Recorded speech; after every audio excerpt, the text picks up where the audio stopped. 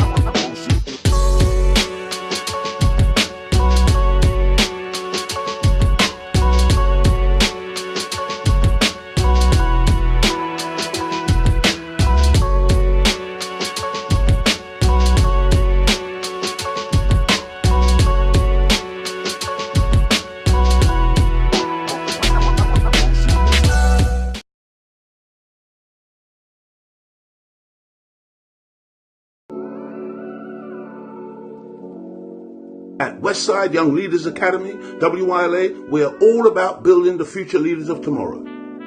WYLA is a provider of special classes, programs, projects, and opportunities designed to bring the inherent genius out of our young African Caribbeans. The goals of WYLA are to instill the tenets of success in our young leaders at an early age, creating an awareness and understanding of the opportunities that exist. The Academy provides consistent motivation to encourage participants to stay focused and to pursue those opportunities with passion. Get in touch now or visit wyla.com.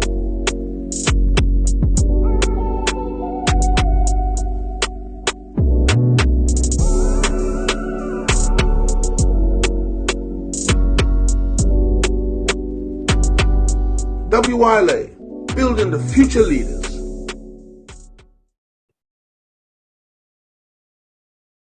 Okay. Dear beloved brothers and sisters, family, here we are again. Welcome once again to the Image a Nation show with your brother Leo Muhammad. Assalamu alaikum, shalom, Jah Rastafari. Greetings to all of you who are currently tuned in to our weekly episodes of the Image a Nation show. It's once again a great honor, privilege, and pleasure for myself to be with you. And I hope that this week we're going to have a good time looking at a particular subject matter, looking at this visit by William and Kate to Jamaica, which has caused some controversy. But before that, dear family, don't forget, brothers and sisters, visit our YouTube channel, Nation of Islam London Study Group New.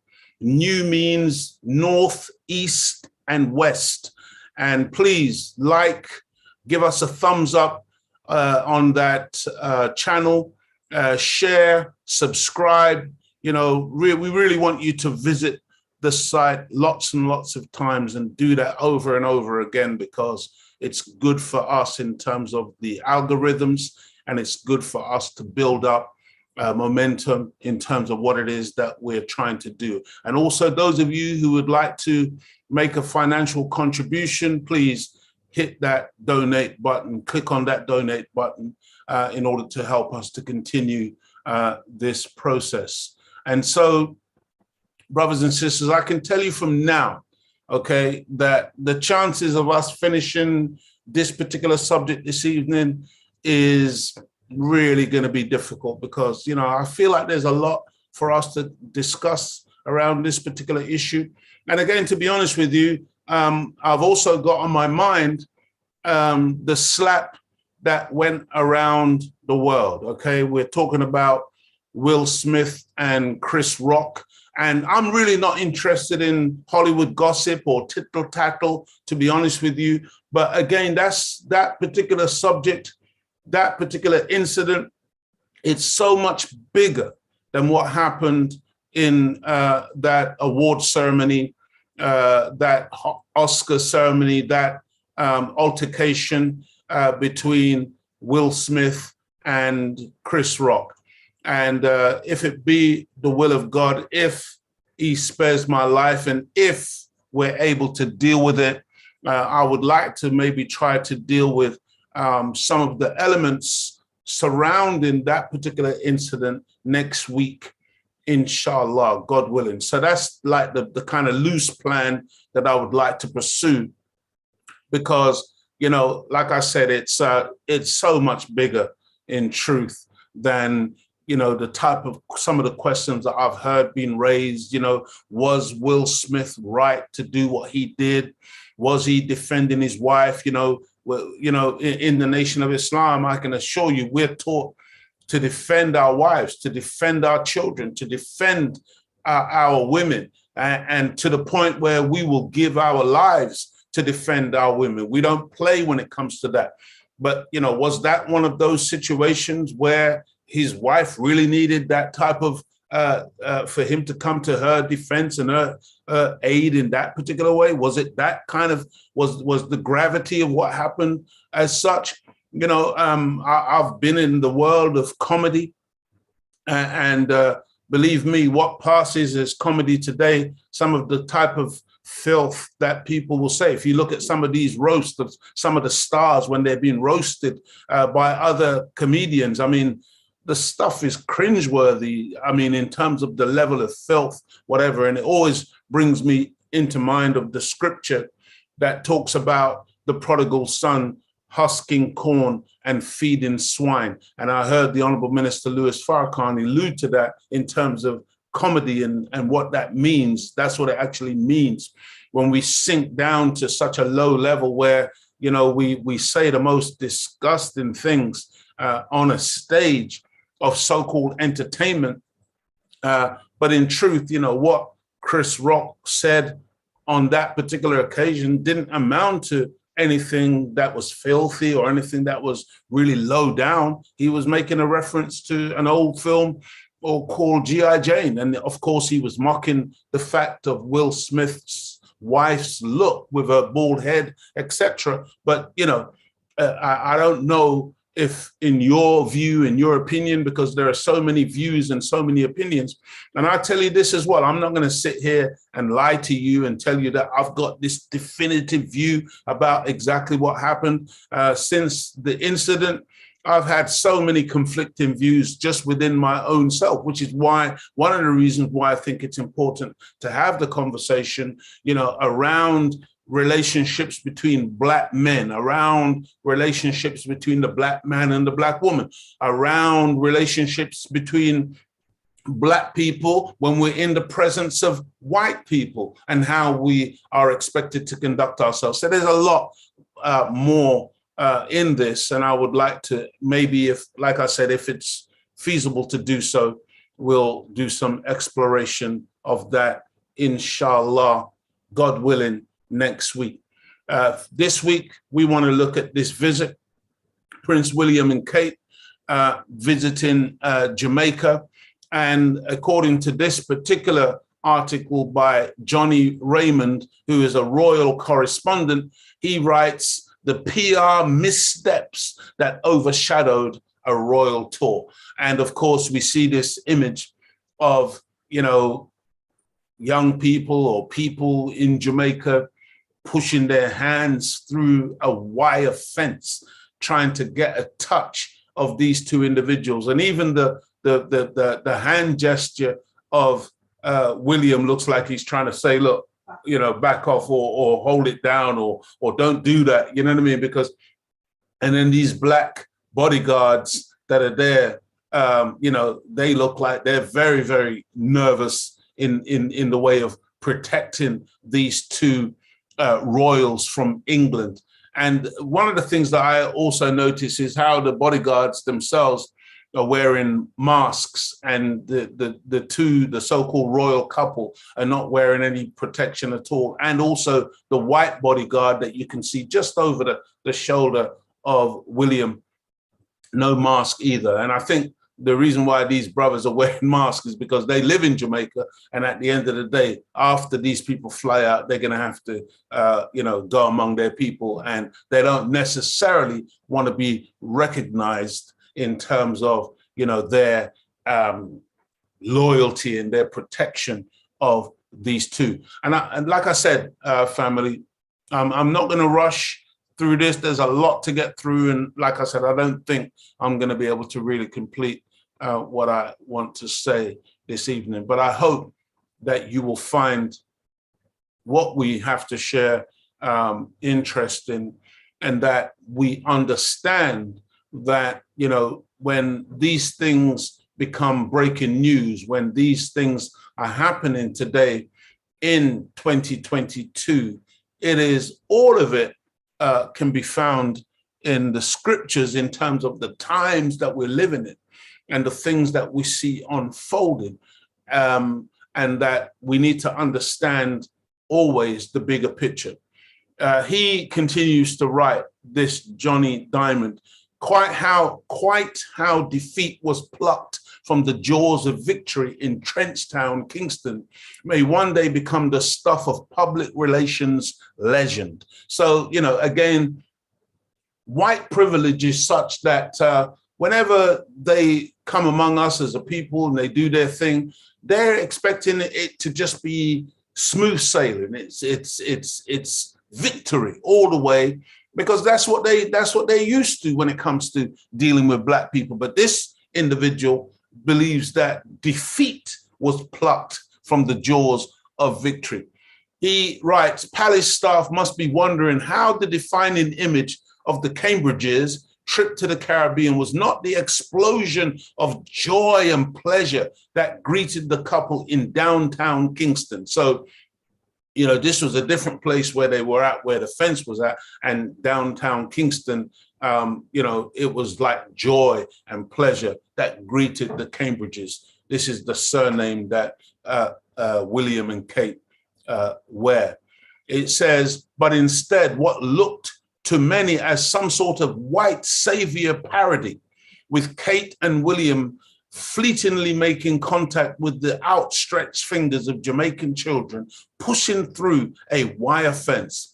It was a bad misstep for a couple who are surprisingly media savvy. And it was not the only one of this curiously disorganized trip. So again, these two, according to this writer, are media savvy. They're very clever when it comes to manipulating the media and knowing how to present a particular image. And he can't believe how disorganized this trip was, because evidently everything didn't go to plan. This became one of the defining images of this trip to Jamaica. The image of the Queen and her husband, Philip, going back to the 1950s when they were on this particular Land Rover, and apparently it's the same Land Rover that's being used today. Presumably in the 1950s, they didn't have to put the registration number on it, but now up to the 21st century, it's got a registration number on it, but apparently it's supposed to be the same vehicle. I don't know if it is or not. It's irrelevant. But the point is the imagery of, you know, this kind of colonial master-slave relationship where they are up on their big pedestal, like the P.O.W.E.R, you know, and you've got the minions of black people excitedly waving to the master as they parade past. Very interesting, that type of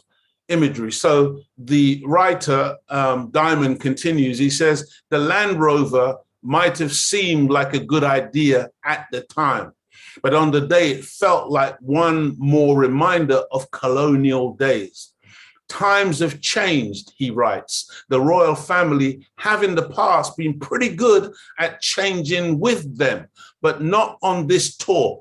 Second chances are these days few and far between. So what he's saying here is that, you know, where they've messed up, and before, if they messed up, they would get a second and a third and a fourth chance or whatever, because, you know, we were such, and we have been such a forgiving people. He's doubting now whether or not, you know, they're going to get a second chance, having messed up on this particular tour by touring on the back of this Land Rover in that way. From his perspective, it's a major mess up, and he can't necessarily see that they're going to get a second chance. Also, don't forget, dear family, put in the chat where you are viewing from today. Let us know where you are observing us from, what country you're in, what region of the planet you are in. It's always interesting for us to know where people are tuning in to the Image and Nation show. We get viewers from all around the globe, and it's really nice to know, actually, you know, that we are being received in far-flung places outside of the so-called United Kingdom. He continues to write, the first engagement in Belize was hurriedly cancelled following a protest by some residents. So that must have been pretty serious for them to retreat and run away because of a protest. Another protest, albeit a small one, popped up on the day they arrived in Jamaica. And I don't know if you know, but there was an open letter written to this so-called royal couple, signed by 100 prominent Jamaicans, basically telling them, don't come. And if you are going to come, you need to come with an apology. You need to come with some answers relating to the question of reparations. Because make no mistake about it, dear family, there is a demand for reparations, for the damage done to Black people over a 400-year period to be repaired. That's what reparations mean. It means to repair damage. It means to make recompense for something which is so egregious, something which is so disgusting in terms of its impact when it happened and the continuing legacy of it today, that it needs to be addressed and it needs to be repaired. And the British government, successive governments over the years, since our so-called freedom in the 18th century, have continued, in the 19th century, have continued to deny and continue to obfuscate when it comes to addressing the issue of reparations. And so this open letter went out, and I'm sure that they were aware of it. And so, you know, this is what then took place in Jamaica, where people came out to say, listen, we don't want you here. He continues to write, the Jamaican Prime Minister declared, as the couple stood mutely beside him, that he would rather not have the Queen as head of state anymore. Now, I don't know about that. Andrew Holness, in terms of even what I saw when he did speak, he seemed a little bit mealy-mouthed to me. Wasn't like a forthright statement that you could really, you know, pick up that this man was angry in any way or form, or that he was really putting these people in their place and telling them once and for all that Jamaica had had enough of being under the Queen. It was very diplomatic and very, like I said, soft-spoken language. And then he writes, and the Land Rover ride out of the military commissioning parade may have been intended as a charming homage to the Queen and the Duke of Edinburgh, who rode in the same vehicle back in the 60s. They also rode in it in the 50s and before that. But to some, it just felt like a clunky reminder of a more deferential time. It is worth noting that lots of things went really quite well. Prince William's speeches were thoughtful and well received. Okay, so a mixed bag. Okay, so let's have a look at one of these speeches as reported on Sky News. Let's have a look at some of what he had to say. Anticipation was high as the Duke and Duchess of Cambridge arrived at the appropriately named King's House. 1953 was when the Queen first came here, when Jamaica was still a British colony. Now all eyes on her grandson, under pressure to apologise for the painful past. I strongly agree with my father, the Prince of Wales, who said in Barbados last year that the appalling atrocity of slavery forever stains our history. I want to express my profound sorrow. Slavery was abhorrent, and it should never have happened. While the pain runs deep, Jamaica continues to forge its future with determination, courage, and fortitude. Father Sean was one of those who wrote an open letter asking William to acknowledge the royal family's role in the slave trade. He was left disappointed. It is always disappointing when responsibility is not taken for certain actions. And certainly this is not just any action, it's crimes against humanity. Earlier in the day, in a surprisingly blunt meeting in front of the cameras, Prime Minister Andrew Holness had already alluded to the protests. We are moving on, and we intend to attain in short order our development goals and fulfill our true ambitions and destiny as an independent, developed, prosperous country. His ambitions also clear that Jamaica should cut ties with the royal family.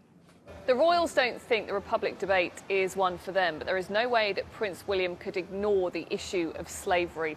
It was always unlikely that he was going to go further than his father, even though there will be those disappointed he didn't mention reparations. But in a sign of how much his words did matter to him, he was keen there were no leaks and they were heard from him first. William and Kate have been left in no doubt. They are forming a new kind of relationship with Jamaica.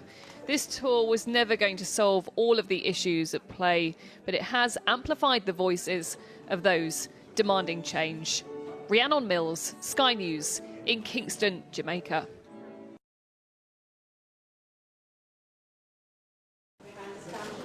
Anticipation was high as the Duke.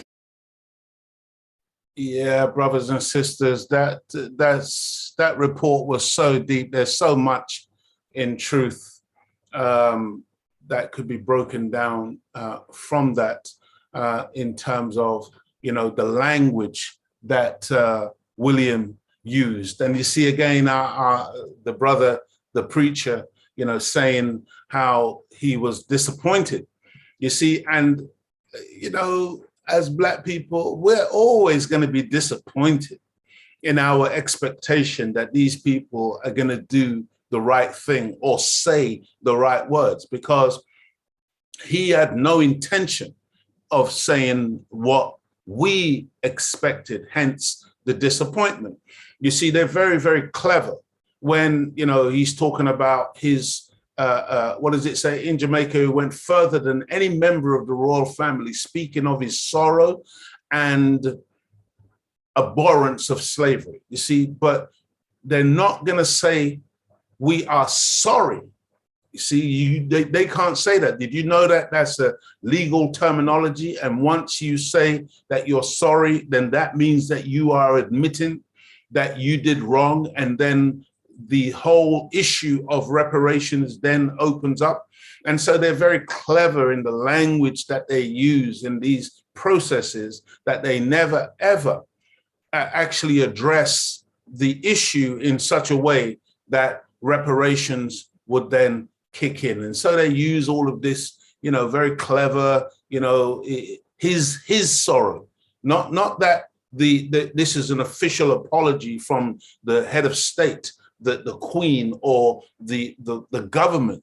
No, that will never happen. Tony Blair and all of them in the past, David Cameron, all of them have skirted around this particular issue because they don't want to address the fact that they owe the Caribbean, they owe Black people, they owe Africa big time, that all of the debts that are currently owed by the Caribbean to the Western world, owed by the African nation to the Western world, all of these debts absolutely must be wiped off the books immediately, because we don't owe them a damn thing. They owe us everything. But all of these debts have been deliberately created in order to keep the Caribbean, keep these African nations impoverished, so that we're constantly looking to them, like coming to them with a begging bowl, as if we actually owe them something. And then it says, and he went out of his way, listen to this language, he went out of his way to celebrate the contribution that Jamaicans have made to Britain in the years since World War II. Well, I think those of us who are part of the Windrush generation would beg to differ. I'm one of the Windrush children who is yet to be compensated for the years of denial of my citizenship and status in this country, even though my parents and parents before them fought, bled, and died for this country and have made so many contributions to the prosperity of so-called Great Britain or the United Kingdom. And so again, these are just words, okay? And they're very, very good at stringing words together that are mere platitudes designed to make, you know, people who don't know better feel good. But in reality, the words are empty. He goes on. It was a reminder of the depth and complexity of the relationship between two very different nations, depth and complexity. Again, this is one of the things that they always love to throw in, how complex this problem is. And man, it's so difficult to sort out. But, you know, when they interned Japanese people in the Second World War in America, in the West, those Japanese people have now received compensation. Those Japanese people have received reparations. The Germans, having did what they did to the Jews, they've been paying reparations ever since, okay?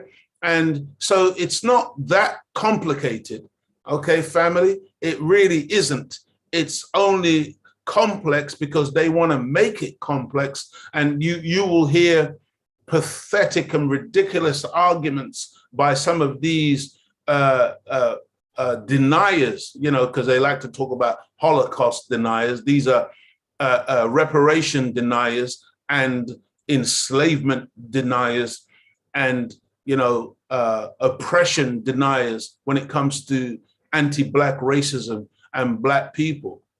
But you will hear some of them talking about, well, you know, how far should we go back? You know, should we go back to the Romans and when they enslaved the Britons? Well, what you need to show me is the Italian today who is suffering a legacy of something that the Romans did. Okay, show me a British person today who is suffering a legacy of something that Rome did to Britain back in the day. See, it's a nonsensical argument. You want to go back and start talking about Vikings and what they did, and this is just to muddy the waters. What we're talking about here is a people brought out of Africa 400 years ago, wholesale, destroyed as a human reality, having their name, their language, their culture, everything removed, building up a whole hemisphere. The Western Hemisphere was built on the backs of my ancestors. And now we find ourselves in a situation where then we have to go through Jim Crow, we have to go through lynchings, we have to go through racism, now institutional racism. We have to go through the denial of proper education, the denial of proper work or jobs, the denial, it's not like it's ended.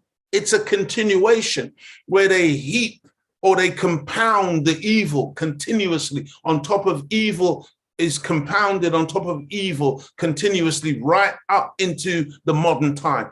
And so no one can fool us today by trying to make out that our situation is like somebody else's situation and therefore let's, you know, lump everybody in. See, you may have colonized the Indian subcontinent, but the Indians didn't lose their language. They didn't lose their culture. They still got their language and their culture. Okay, you may have done what you did to the Irish people, and they had their potato famine, and they went through what they went through, and they were fighting with you right up to just the other day when they were still bombing parts of London, the IRA, to try and get free from Westminster, and then you had to sit down and talk a peace treaty with them and make a deal with them in order to stop that carnage, okay?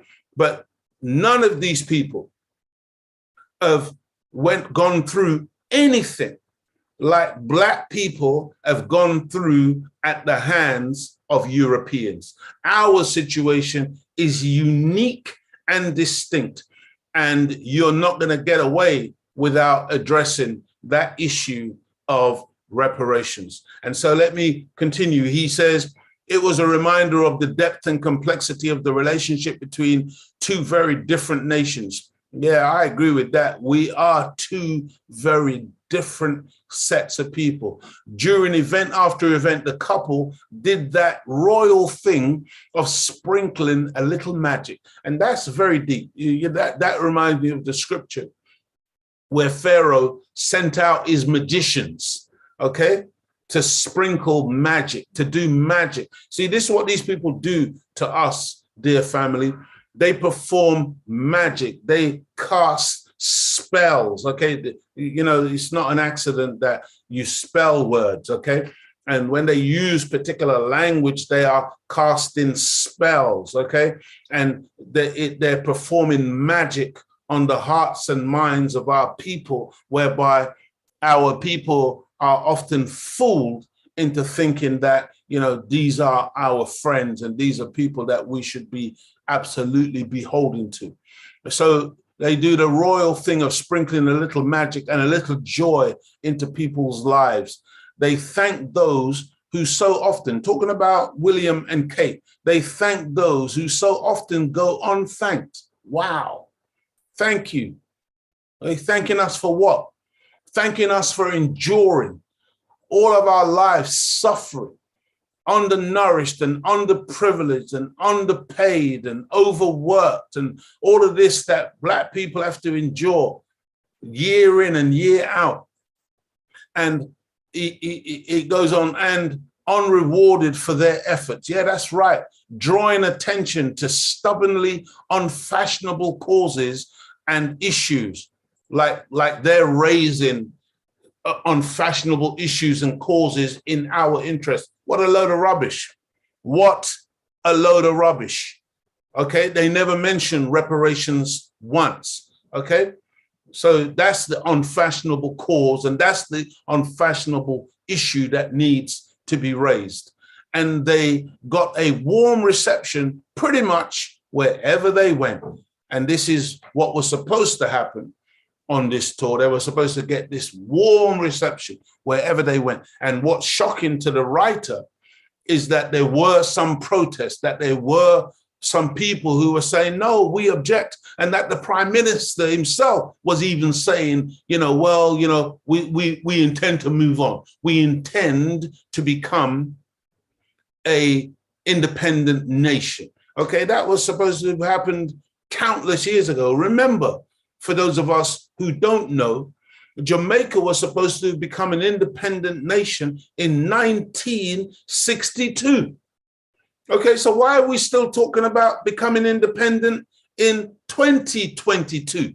It is because finally, even the Jamaican leadership is now admitting that we've never been independent. How can the Queen still be the head of state if we are independent? This is the point, dear beloved family, that we need to appreciate. These photo ops, these people playing bongo drums with Rastafari. Oh man, pure magic.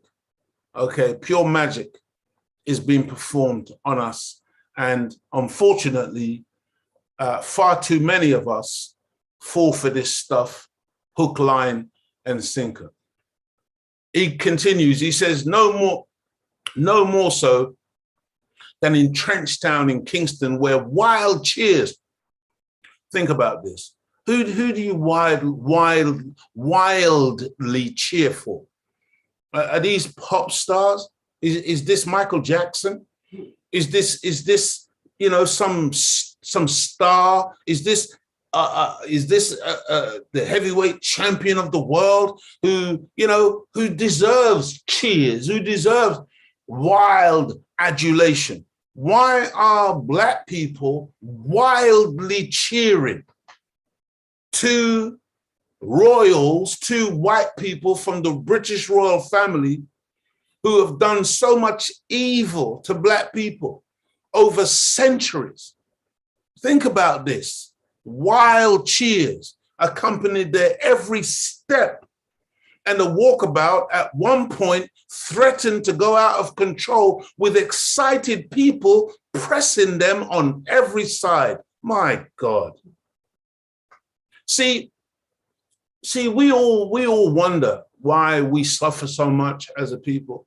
But you see, brothers and sisters, as long as we, in the Nation of Islam, we have lessons, you know, and one of our lessons says, ask the question, why do we love the devil? And the answer to the question is, we love the devil because he gives us nothing. Did you know that back in the day, we wrote songs like, I've got plenty of nothing and nothing's plenty for me. Think about this, man. This is us who are happy to have nothing and will get excited over people who give us nothing and deprive us of everything, yet we will come out in the street and cheer wildly for them. He continues, so how did Trenchtown end up as a PR disaster? He says bad planning and bad execution are part of it. So basically what happened was, according to this writer, this royal correspondent, is that just some bad planning on their part and some bad execution went wrong. See, they made some mistakes. He calls it missteps. Okay, not that they're coming there to hoodwink black people was the problem. No, it was bad planning and bad execution on the part. He says it's been more than 2 years since the last tour, and the Cambridge's team sorely lacked experience in setting up a long and complex trip. You know, another thing about a lot of white people is they're so arrogant that it literally makes them blind. And so what they can't really see is the wind of change that's blowing. And that whether they really appreciate it or not, that open letter written by 100 prominent Jamaicans is a sea change and is a sign that we are waking up as a people. All they can see is that they didn't plan well enough because it's been 2 years since their last tour. Okay, so it's a mistake that they made. It's not that black people, it's like when we have become tired in the past of police brutality on the streets of London and Birmingham and Manchester, and we have uprisen what they call riots, when we have risen up in resistance to police brutality. When you read some of the headlines in the newspapers over those uprisings, they say that there were outside agitators that came in and basically agitated the blacks, okay, disturbed their niggers. And that's why we rose up, because we haven't got the intelligence to realize that something is wrong and attempt to do something about it. We need an outside agitator to come in, maybe some communist, to come in and tell us, look, little Negroes, you need to do something because, you know, this is what's going on. And this smacks of that same language, okay, that it was their lack of experience because they haven't toured for a couple of years in the Caribbean, why, you know, this long and complex trip didn't quite go perfectly. He ends on this, it says, it only takes one thing, one moment to overshadow days of good works. Days of good works. See, because again, this is what was expected to happen. Look at our people. These are the two Caucasians here, and look at black people trying to get a look at them, trying to crowd around to be near to them. This is why we remain in trouble. This is why even Allah, God, is gonna beat our backsides until we wake up and recognize that you cannot cheer and be in love with your open enemy. I don't care how nicely the enemy smiles. I don't care that the old guard of the royal family have taken a back seat while they groom these young ones to now come out and fool us all over again, dear family. I know that maybe I might be upsetting some people, some of you, but you know, I really don't care, dear family. See, truth has to be told. And truth is such that it's no respecter of persons. Truth is truth, okay? And Bob Marley said it like this. He said, the truth is an offense, but it's not a sin. See, truth can be offensive. Somebody tell you, man, you see you in the public and your flies are undone. Yo, brother, your flies are undone. Well, that you may take offense at having been told that in the public, but don't stay offended. Just pull your damn flies up. It's very simple. It's very simple. Truth has to be told today, however painful that truth may be. We, by our behavior toward people who really don't like us, you think they like you, but if they really liked you, dear family, our condition as a people in the Caribbean, on the continent of Africa, would not be the condition that it is in today. Our condition is not a natural condition. Our conditions are manufactured. This is government policy to keep Africa impoverished, to keep the Caribbean impoverished, to elevate a few so-called middle-class blacks or upper-class blacks to be a buffer between the white controller and the masses of our people. All of us are being played, man. And it's time for us to wake up. Look at these images. What is this really about? Look at the white man again behind. I'm saying the white bodyguard behind Kate. He's got no mask. Kate's got no mask. William's got no mask. See the two brothers, they're masked up. And you see where the brothers are positioned. They're really watching these black hands to make sure that none of these black hands do anything that potentially signals danger for the white masters. Okay. This is really, I actually find it sad to see our people. Where I live, I don't live too far from Windsor Castle. And I've seen royal movements around the place. And I'm disgusted, if I'm honest with you. I just don't understand how any of us as a people could get excited by such visits. What is that? And what it speaks volumes about our psychology. And that's one of the reasons why I want to talk about that slap by Will Smith on Chris Rock, because psychologically, my God, there's some stuff going on with Will Smith, man.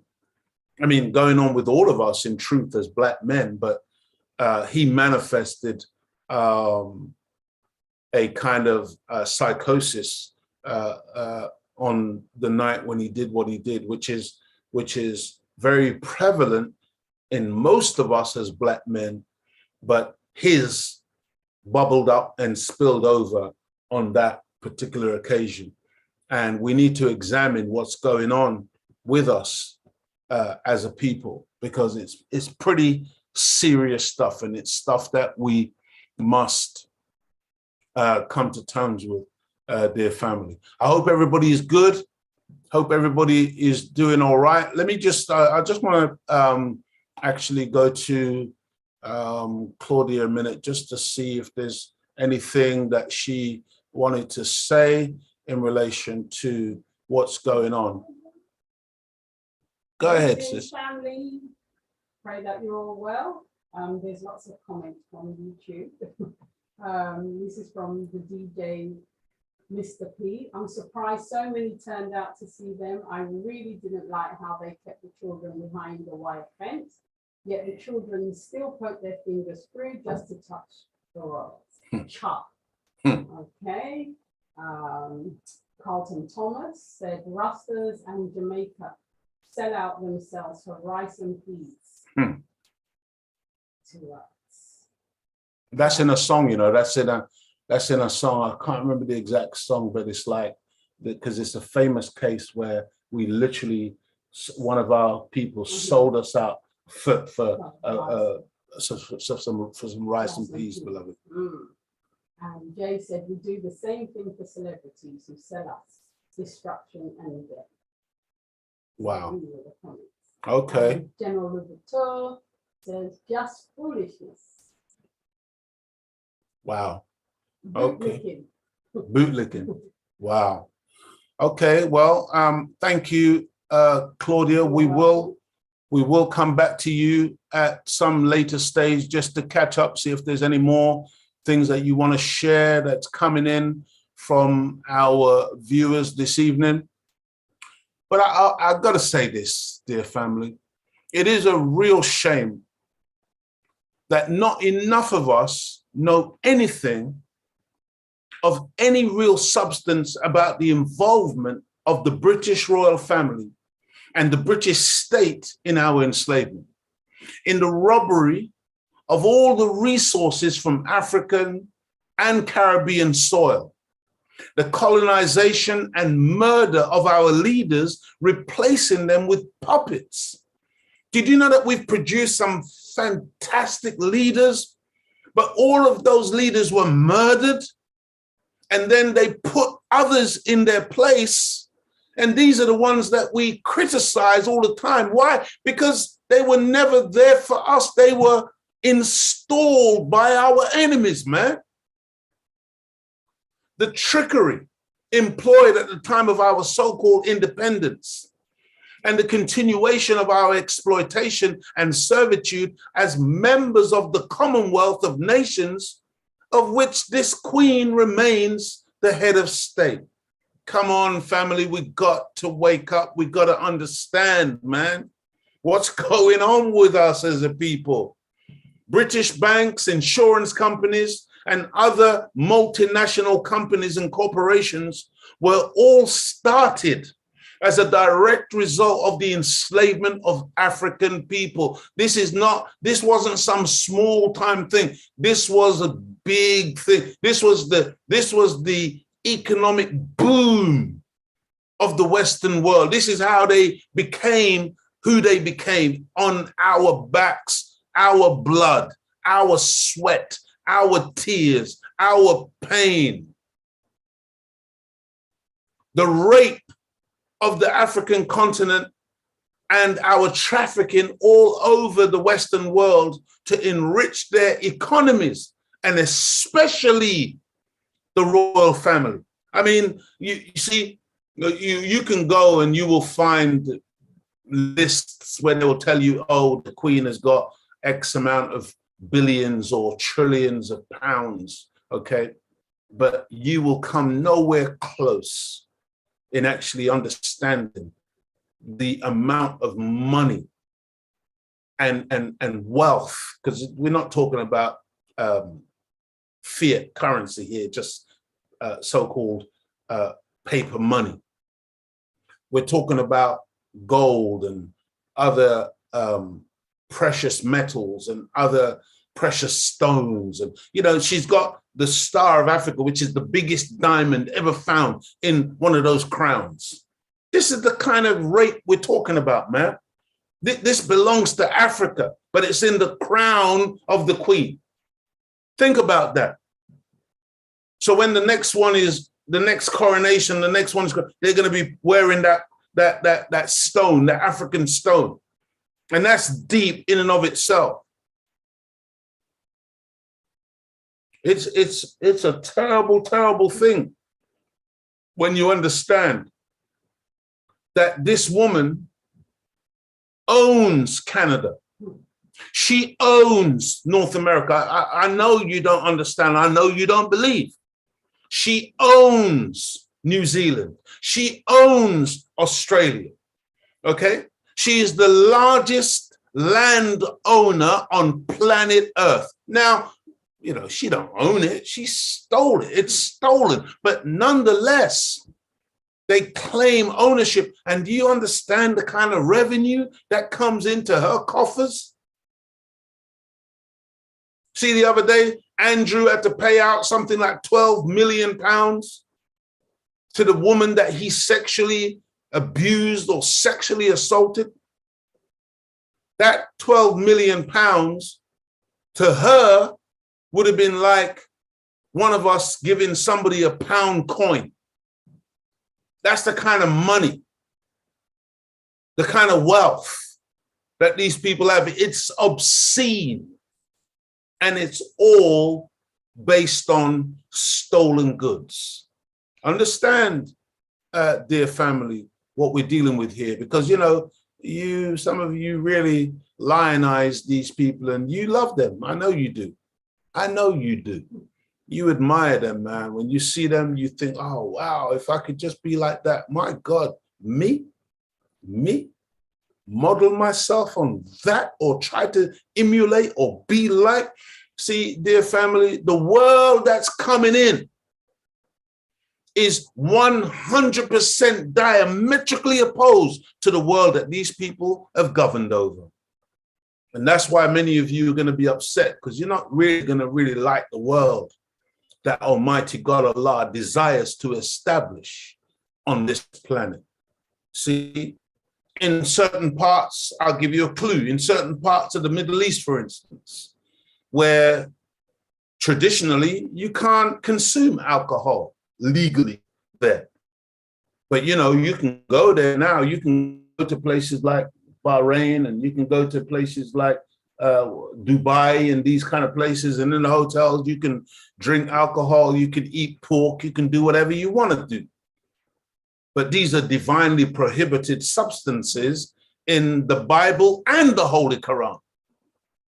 But we like that, some of us, don't we? We like that. We love the fact that, you know, we can do whatever we want to do now because Satan has made evil fair seeming. And some of us, we don't want to see that kind of change come about, where people once again become righteous, where people love to do right. You know, I was listening to the radio the other day, and there was some person, one of the radio presenters, arguing about Boris Johnson and how, you know, they were talking about him, but then they were talking also about the police, because the police are trying to recruit more recruits. And one of the things that they were saying was that, you know, that they would have to check the person's background for if the person has had an affair in the past, if there's been infidelity with their partner, they wouldn't necessarily be a good candidate for the police force. And what this radio presenter was arguing was, no, well, why should that matter?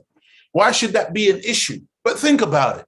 So you're saying that a man who is cheating on his wife or a woman who's cheating on her husband should be eligible to be a police officer. That person who you're going to be relying on to tell the truth when they say that they saw you drop something in a bush, in a hedge, when you didn't do it. Somebody who's going to come to court and pick up a Bible and swear to tell the truth, the whole truth, and nothing but the truth, giving evidence against you in court. But that's a liar who is cheating on his wife or cheating on her husband. But you think that that person is going to be able to do that on the side and then be fair and just and an honest person when it comes to upholding the law? You must be joking. See, but this is the level of corruption in our society now, where most of us, you know, we would reason that, yeah, man, that shouldn't matter. That shouldn't matter. I'm going to go back over to Claudia for a second. I think she wants to share something. 1 second. Go ahead, sis. Our sister Zarina said that we should watch The Crown on Netflix, and you can see the true colours of the royals. Yeah, anybody's seen that. Yeah, she's the second person that I've heard recommend that. I've never looked at it, but because I've heard that now for the second time, it may be something. I don't know where I'll find the time, but I'll have to have a look at that because again, I think she's right. You know, and I think what happens is that you see what a lot of people don't understand about Hollywood and about some of these shows or whatever is that a lot of programs are what's called fiction or fact based on, or fiction based on fact. But what you'll find is that in a lot of movies and a lot of programs is that they put a whole lot of truth.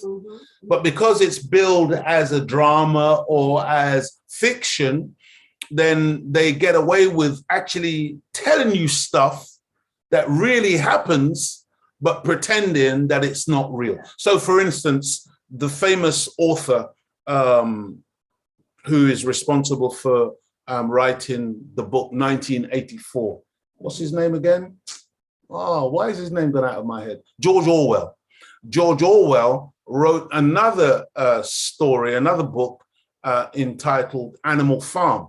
And Animal Farm, again, is trying to show how totalitarianism comes about and how revolutionaries, if they're not careful, when they revolt against the corruption of a government, can easily, when they come into power, become just as corrupt as the government they overthrew if they don't change the regime completely. Because, you know, sometimes we have a revolution, then we go and sit in the very seat that the former corrupt rulers, and we start to do the same thing. But that book that George Orwell wrote was so controversial and so revolutionary, Animal Farm, that no publisher would touch it. And so what he had to do was he had to say that it was, how did he say it? I think he said it was a fable, or it was, I can't remember the term that he used, but it was like, he had to say that it was fantasy as opposed to a true depiction of real life. And then they published it. And so when you see, for instance, Animal Farm, I think it was made into a cartoon, and they actually depicted animals as the revolutionaries, throw in the human farmer off of the farm and the pigs eventually taking over. And then the pigs, after a while, they had all these rules and regulations where 4 legs were good, 2 legs were bad, because the 2-legged person was the enemy. But then before you knew it, the pigs started walking on 2 legs, started sleeping in the farmer's bed, started sitting at the farmer's dining table, and started oppressing the other animals. And so, you know, this is something that we need to look at, and I'll have a look at that Crown, because as I said, they often hide things in plain sight. They'll put it on the TV, and you think, oh, it's just a fantasy, but it's actually fiction based on fact. That was the point I was trying to make. Okay, family, hope everybody is good. As I said, I really can't see how I'm going to get through everything this evening, but I'm really not in a rush. I'm going to try and get as far as I can go, and then we'll just have to continue next week, inshallah, God willing, if he spares our life. Few people know the origin of the money once used in England called the guineas. Okay, guineas. But it will come as no surprise to know that the coin was named after a country in West Africa where the British were heavily and profitably involved in the enslavement of Africans. In 1663, it was agreed that some of the gold brought back from the Gold Coast region, present-day Ghana, Guinea, should be turned by the Royal Mint into coins with an elephant on one side. Let me just stop here very quickly. See, again, when you think about an elephant on one side of the coin, see, there's no indigenous elephant here. When you think about coins with a lion on it, there is no indigenous lion in the UK. See, when you see these things, dear family, when you see British coins like it used to be with the guinea, with the elephant on one side, when you see British coins with the lion, when you see the British football, the English football team with the 3 lions on their on their football shirt, when you see lions on the gates of Buckingham Palace, and this is so deep, man. When you see those 4 lions in Trafalgar Square with Nelson's column rising above and the 4 lions facing the 4 corners of the earth, okay? East, west, north, south. That's symbolism to say to the world that Britain conquered Africa. That's how they become the British lion. That's how King Richard becomes Richard the Lionheart. They got no lions here. What they got here is a bulldog. That's why their real symbol is the British bulldog. But when you see the lions everywhere, it's because they have conquered the lion. And that's why the scripture says there is a lion asleep in Judah. Who will awaken? This is why Leo, the lion, I'm just like a little lion cub following the real lions. And I'm trying to wake our people up because right now we're asleep and somebody has stolen our identity and is masquerading as the lion, when in reality, the African lion has been put to sleep. Let me continue. They were popularly called guineas from the beginning. The coin was made until 1813, and the unit of currency continued in use till the abolition of the old shilling in 1967. 1967 was when I came to this country, and that was around the time when they began talking about decimalization, where they were going to change the currency into a decimal currency as opposed to what it was before.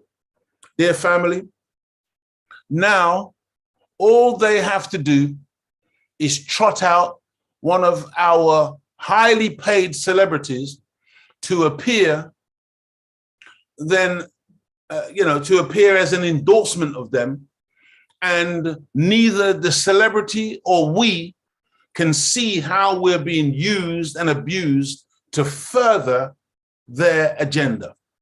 So, as you can see here, this is Raheem Sterling, our brother. My wife calls him her son.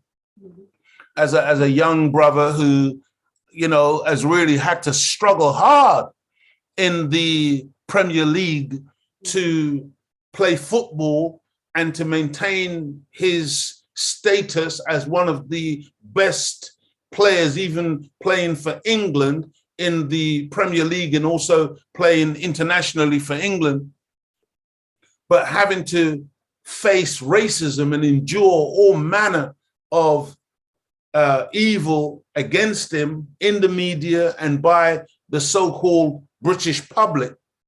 And, Raheem Sterling here has been roped in to be in Jamaica at the same time as this couple, because what that does, that gives credibility to them. I mean, my God, man, we just got to understand how we're used. Oh, how blessed we are to talk to the white woman face to face. And I'm saying that, and I'm not necessarily even talking about Raheem Sterling here. I don't even know, do we know whether he's married to a black woman, he's got a sister, a beautiful sister. All praise is due to Allah. Thank you for that, because that's quite unusual. Because what you've got to understand about most of our football stars and other sports stars and film stars and TV stars and other forms of high profile black people, you may not understand this, but they are targeted and they are given white partners. Okay, they're invited to these celebrity type parties and whatever. When they go there, they will be approached, or somebody will put themselves in a place by the bar or wherever where they will be noticed. And maybe the brother or the sister may think that, oh, you know, they were the ones who initiated the contact. But make no mistake about it, they've been planted for you. Okay, and they will have done their research on you. And before you know it, you got a partner, you're in a relationship and you are getting married, and it is a person other than yourself. And when that relationship falls apart at some point in the future, they take all that money that you've earned, because you got to give them at least half, okay? And that money returns back to the coffers of the slave master. This is, and I mean, you know, I can name names, okay, of people that this has happened to historically, that we don't understand how this process works and how so many of our high profile so-called celebrities are with other than black people. And it's not an accident, it's by design. And when our people, the masses of our people, see us behaving like that, see, what happens is that a message is being sent to the masses that, well, for you to be successful, you need to be with other than yourself. Don't, whatever you do, hook up with another black man or hook up with a black woman, because, man, you're just going to be ghettoized, you see? And again, I've heard talk among young people now that many young black brothers don't like black girls. I want you to hear what I'm saying, man, because this is a crisis in the black community. If this is really the road that we're going down, where you got young black brothers who don't like black girls and they want to be with any other woman other than a black woman. They want to be with Chinese, they'll be with Asians, and certainly white, but not black. And my wife says, especially if you're dark skinned. I mean, imagine in 2022, this is what's going on. My God, man, we got some work to do, family. We have some work to do, because see where you think that you may have arrived with this white partner, I'm telling you, I'm warning you in the name of Allah, in the name of God, your agreement with hell will not stand, okay? See, I just want you to consider something, because you see, you know, Jewish people are very sensitive about the Holocaust and what happened to them during 4 years of that Second World War. And the number that they give is 6 million of them went into gas chambers, and they were absolutely decimated in Europe as a people based on Adolf Hitler's regime and what they did. And I'm telling you, man, right now in 2022, you can hardly find a self-respecting Jew who would bring home a German who was born in the 80s or the 90s, got nothing to do with Hitler and that history. But you can hardly find a self-respecting Jew who would bring home a German and say, this is my partner. I just want us to think about what we do and how we think, and how we think that there is nothing wrong with that picture. I need us to start thinking, dear family. Whoa, And what do we have here? William playing with the natives. See, again, you got to understand how they're using these young people. And by the way, I know you think Harry, because Harry is with Meghan, they're really very upset with Harry. And of course, they're even more upset with Meghan because she's got some color, okay? One of her parents is black. The mother is a black woman. And they really don't like her. And even like the story that you've heard about Meghan and, you know, why her and Harry have basically pulled away from the royal family and have now gone to live in the States. I believe that's where they are. I'm telling you, family, that girl, that Meghan, she saw something, man. And she knew she had to get the hell out of that place.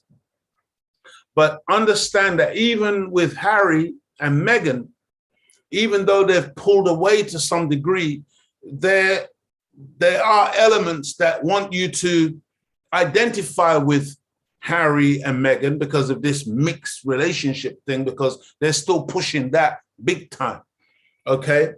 But as far as William is concerned, see, they want you to see this, you can't even look at the state of him.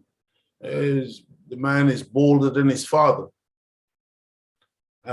in terms of his male pattern baldness. But the point is that they are pushing these younger members of the royals to inveigle our young generation into seeing them as equals, like we're all basically the same together. Let's hear what Sister Claudia has got to contribute. I was just going to say, also, they use their young for us to say, oh, we can relate to them. Yeah. But in their mind, the royals have that these are the people that are going to rule you in the future. So that's what they're preparing us for. Exactly. These young family, these young princes, they're going to be over you. They're going to be your new rulers. So that's why we have to wake up. That's right. And, you know, stop all this nonsense. Rise up ourselves and have our own kingdom. But you see, what we're thinking is because they're playing football with us, then. But they don't see us as their equal. That's the point, isn't it? They don't see absolutely. us. Yeah. Absolutely. That's the point. You see, so, you know, more fool us for thinking that just because a man comes and kicks a ball, come on, man. Then we have the various photo opportunities of the nice young couple playing on a Jamaican bobsleigh.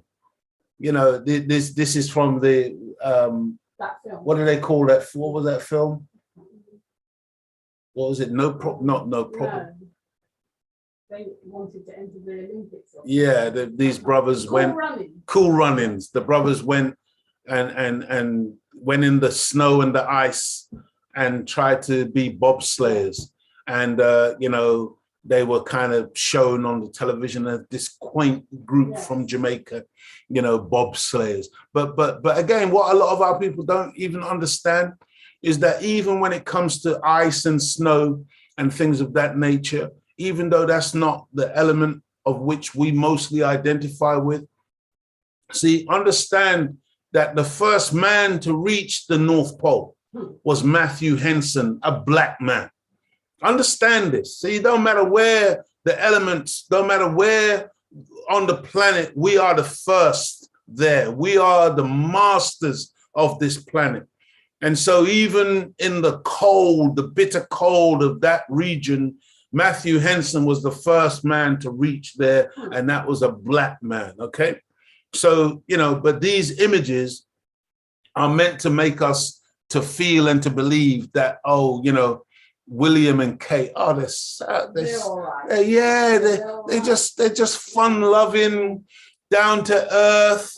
You know, we can identify, man.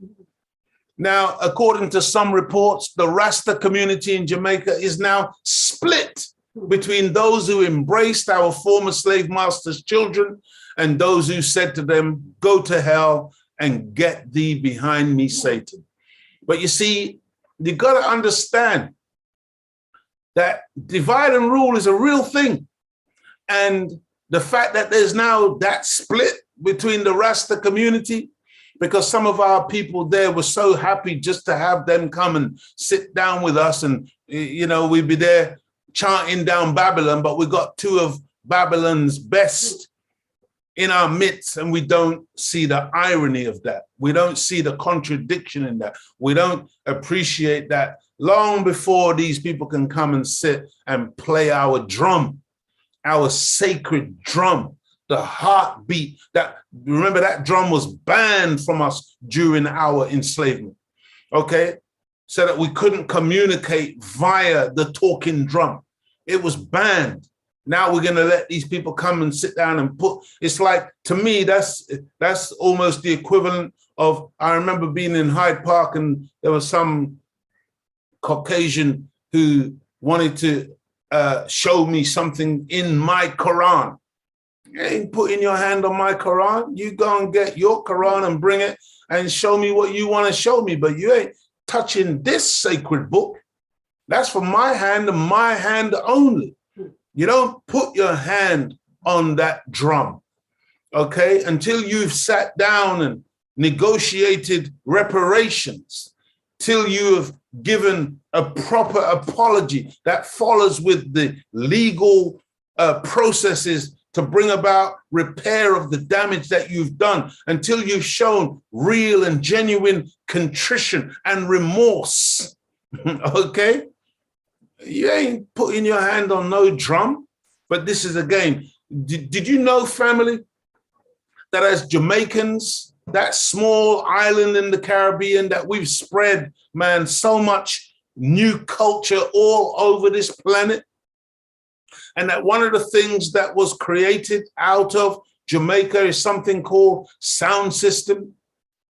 And that sound systems, when I was growing up, we would go and listen to King Tubby and Jashaka and so many sounds, Saxon sound, and I mean, Smarlax, I mean, and the dance was something very special to us as young people because we never had nothing else. And so that was our entertainment. That was our meeting points. That was where we would gather on a Friday or a Saturday or a Sunday night, and music would be pumping, and you'd have speaker boxes as tall as you and sometimes taller. And some of these boxes, you stand next to them, your whole body would be vibrating with the bass. And the DJs would be toasting over the records. And I mean, man, it was such an awesome environment for a culture that we had created coming from the Caribbean, okay, as a substitute for what we had lost as a people. And do you know that sound system became quite a big thing throughout the planet in terms of competitions? And do you know that Japan and other nations have become the sound system kings or masters, champions? And we as Black people oftentimes today find ourselves lagging behind. My God, man. You know that we're the only people who give away our stuff, give it to other people, and we think that's all right? No, man. See, that's ours. How can Japanese now dominate sound system? My God, how is it that David Rodigan is probably the only millionaire DJ making that kind of money out of reggae music? And it's Tim Westwood with hip hop. How is it that these white people get elevated to the top of our genres and we don't see no problem with it? Because we're so foolish. We're such a foolish people. We give away everything that is ours, uniquely ours, created by us.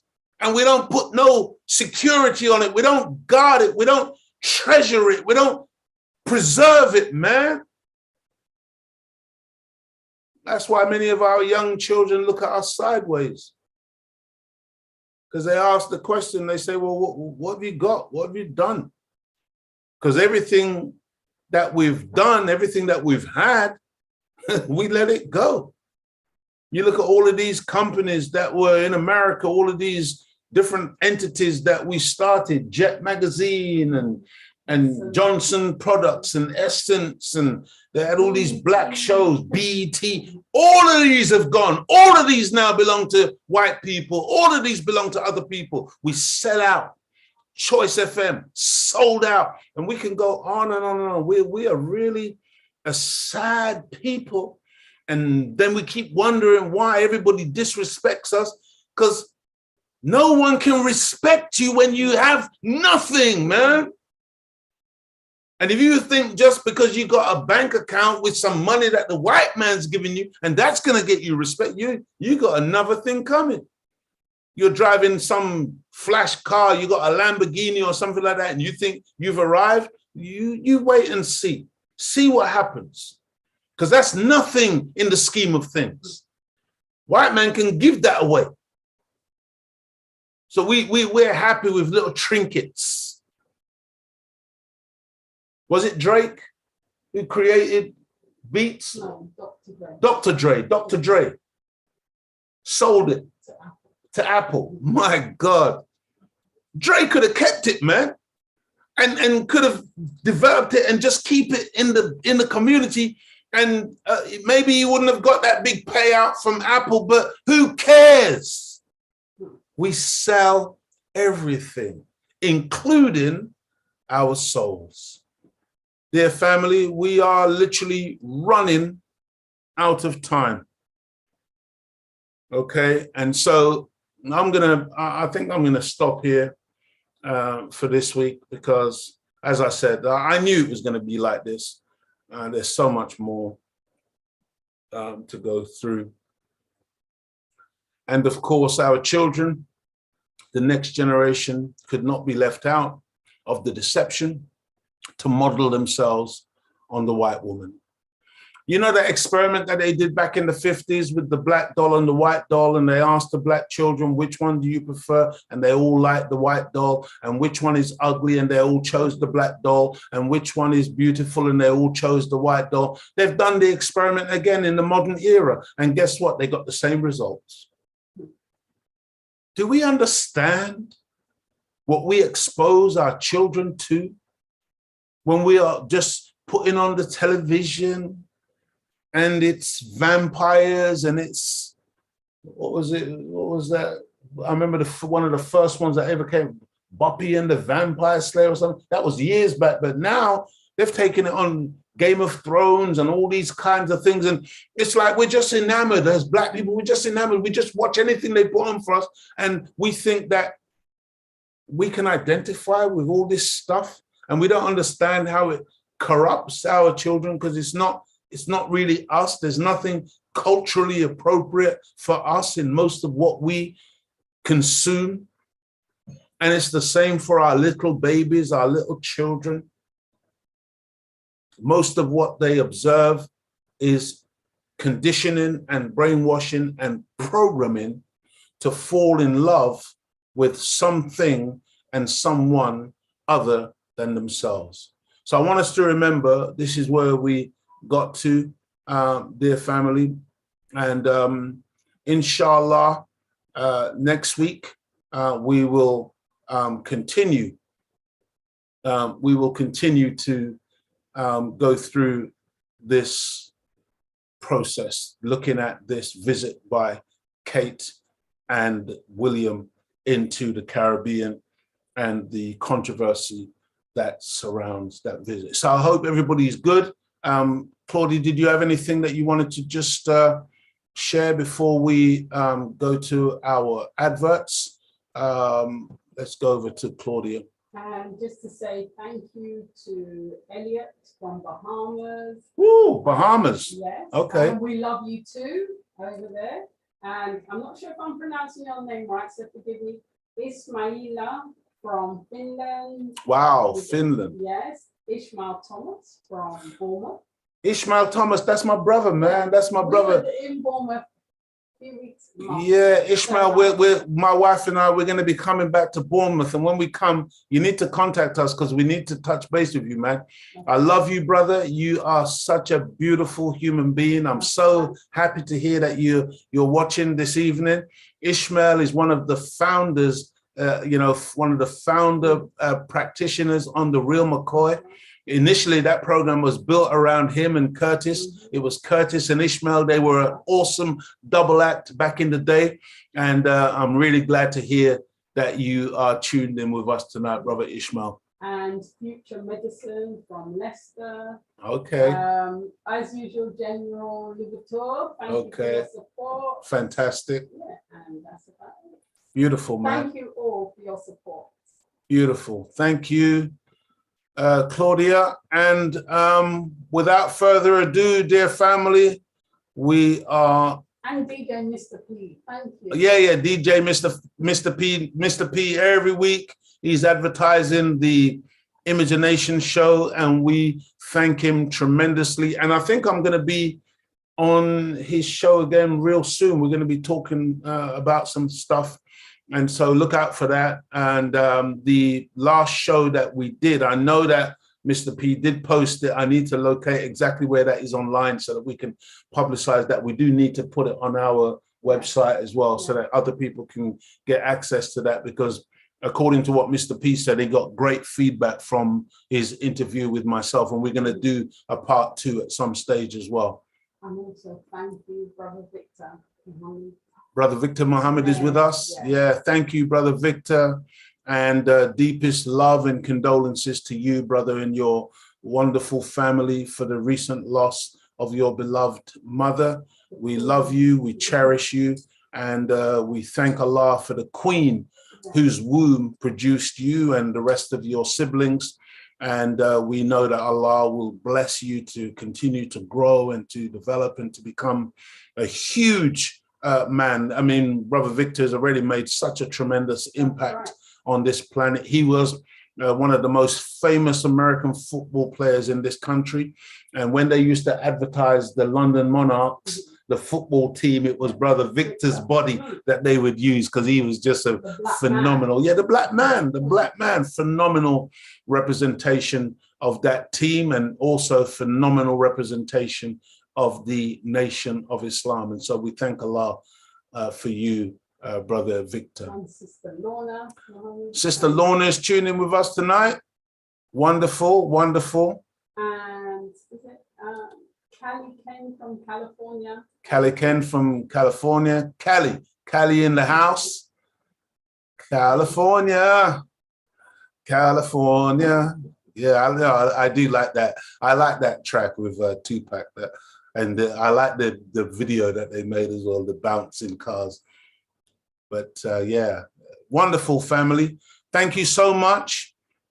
Please support the businesses that we advertise. If you can, purchase something from the tribe, purchase something from our sister who does the sorrel, purchase some of our hair products, because these things are all good things, okay? Support the Batter Trust School, support the WYLA School. And by the way, WYLA and Batter Trust and the Manhood Academy, all of these schools, none of them are Nation of Islam schools, okay? But what I do as a member of the Nation of Islam is I support anything constructive that I see other Black people doing, because it's important that we support one another, regardless of whether we are of the same religious denomination or not. We support our people. As long as our people are trying to do something constructive and progressive for our people, we support them.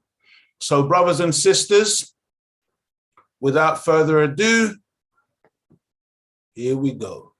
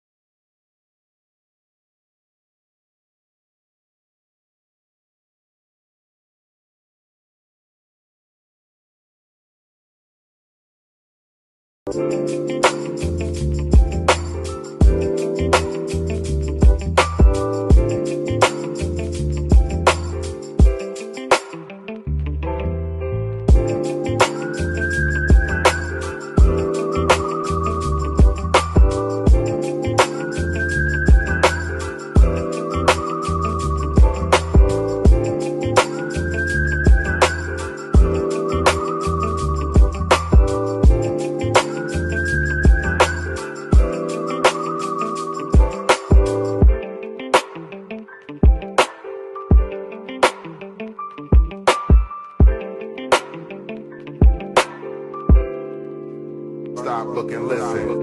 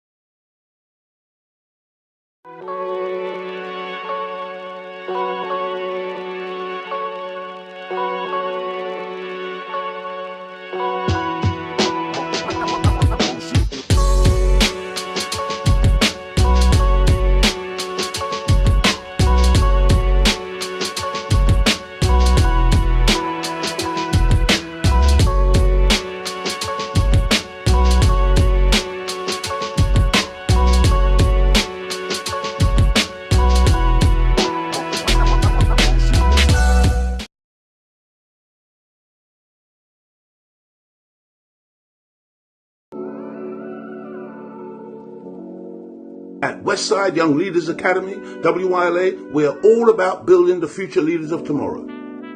WYLA is a provider of special classes, programs, projects, and opportunities designed to bring the inherent genius out of our young African Caribbeans.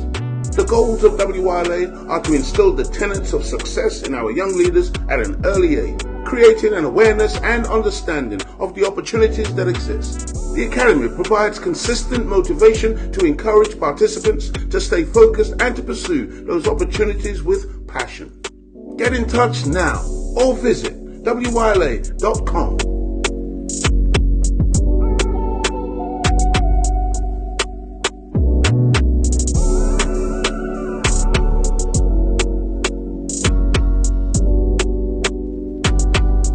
WYLA, building the future leaders.